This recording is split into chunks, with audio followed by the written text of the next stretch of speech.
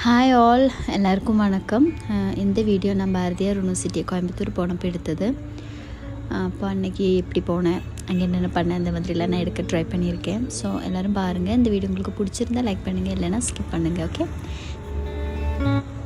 எனக்கு பாரதியார் யூனிவர்சிட்டியில் morning 10 o'clock reach ஆயிடணும். ஸோ அதனால் நான் இங்கேருந்து நைட்டு போகிற பஸ்லேயே கிளம்பிட்டேன்.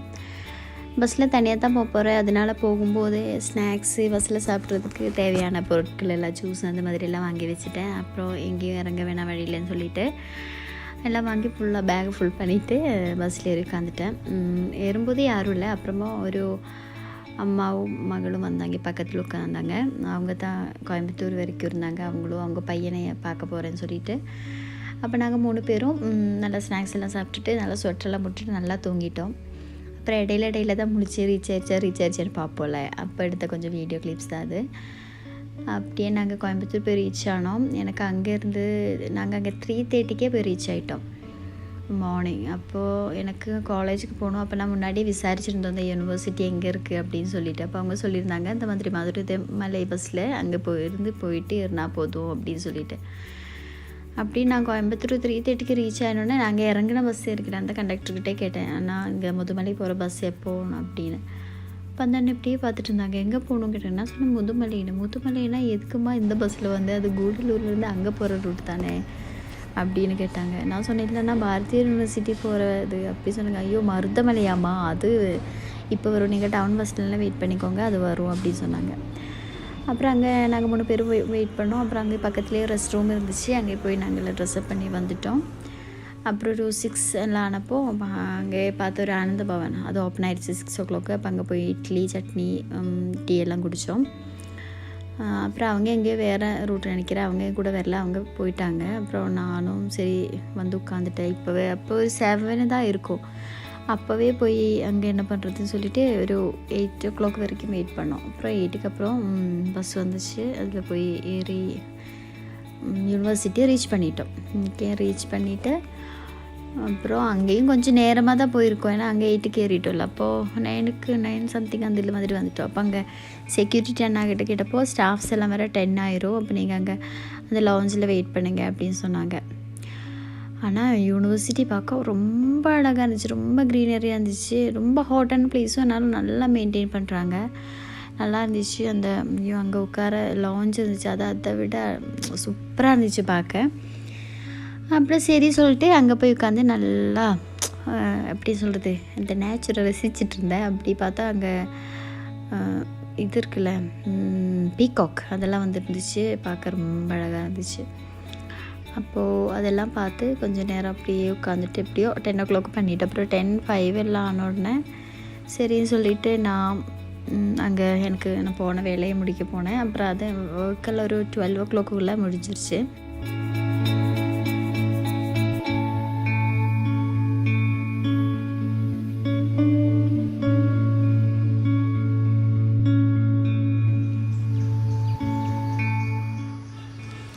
அங்கே போன வேலையெல்லாம் 12 முடிச்சுட்டேன். அப்புறம் கொஞ்சம் நேரம் அங்கே உட்காந்து சும்மா ஃபோட்டோஸ் எல்லாம் எடுத்துகிட்டு அப்புறம் ரொம்ப பசிக்க ஆரம்பிச்சிருச்சு. ஏன்னா நைட்டு இல்லை காலையில் அந்த 2 இட்லி சாப்பிட்டது தான்.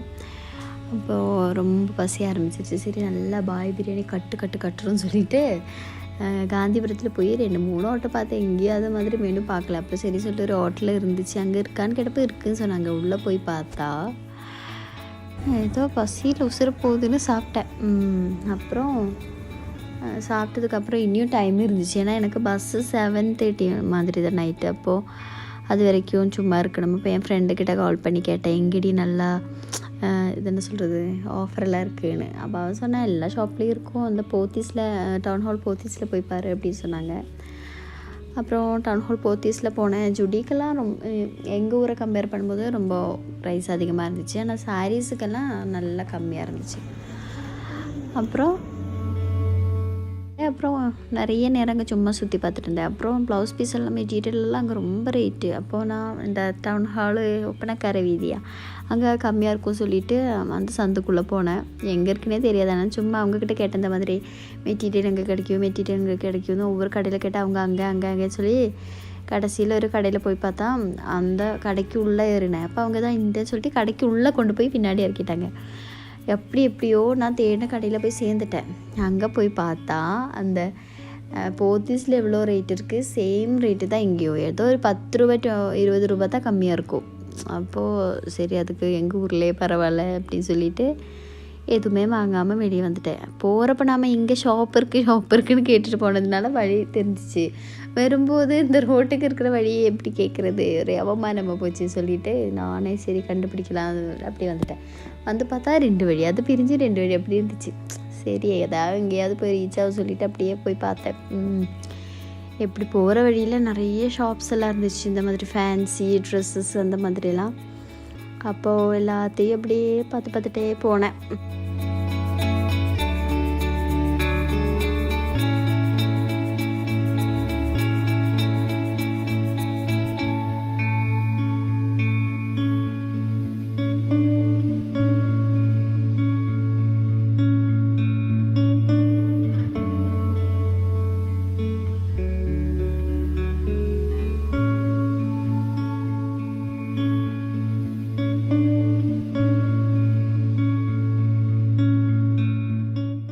அப்புறம் எப்படியோ கடைசியில் நான் சொல்கிறது மெயின் ரோடை ரீச் பண்ணிட்டேன்.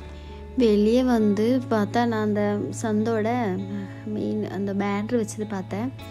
அதில் பார்த்தா அது உப்பு கிணறு சந்துன்னு இருக்குது. அப்போ நான் இவ்வளோ நேரம் சொல்லிகிட்டு இருந்தது தப்பு. எனவே அங்கேருந்து எப்படியோ நான் வெளியே வந்துட்டேன். அப்புறம் அங்கே ஒரு பாட்டி இந்த முல்லை மொட்டு இருக்குல்ல, மல்லிப்பூவோட மொட்டு அது விற்றுட்டு இருந்தாங்க. அவங்ககிட்ட 20 ரூபீஸ்க்கு வாங்கினேன்.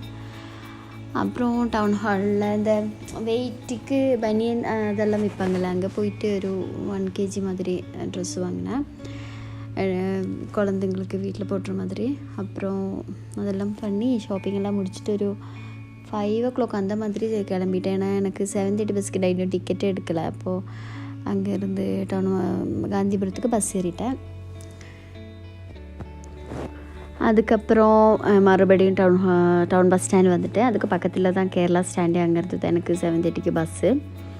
ஸோ அங்கேருந்து நான் கேரளா ஸ்டாண்ட் போய் டிக்கெட் ஒன்று தான் 2 தான் இருந்துச்சு. டிரைவர் சீட் பின்னாடி அந்த சீட்டில் ஒரு இடம் கிடச்சிருச்சு. அங்கே டிக்கெட்டெல்லாம் புக் பண்ணி டிக்கெட்டெல்லாம் எடுத்து அப்புறம் அங்கே போய் பார்த்தப்போ நாத்தின பையன் இருந்தான். அப்போ அவன் அந்த பஸ்ஸுக்கு அவன் ஆல்ரெடி டிக்கெட்டெல்லாம் புக் பண்ணியிருந்தான். அப்புறம் நாங்கள் 2 பேரும் தான் அந்த பஸ்ஸில் வந்தோம். பஸ்ஸில் ஏறுறதுக்கு முன்னாடியே நான் இட்லி சாம்பார் சட்னி அந்த பஸ் ஸ்டாண்டுக்குள்ளே விற்பாங்களே அங்கேருந்து வாங்கிட்டு பஸ் எடுக்கிறதுக்கு முன்னாடியே ஃபுல்லாக சாப்பிட்டுட்டேன். அப்புறம் சாப்பிட்டுட்டு நல்லா உட்காந்து தூங்கிட்டேன். அப்புறம் வீட்டுக்கு நாங்கள் 1:30க்கெல்லாம் வந்து ரீச் ஆனோம்.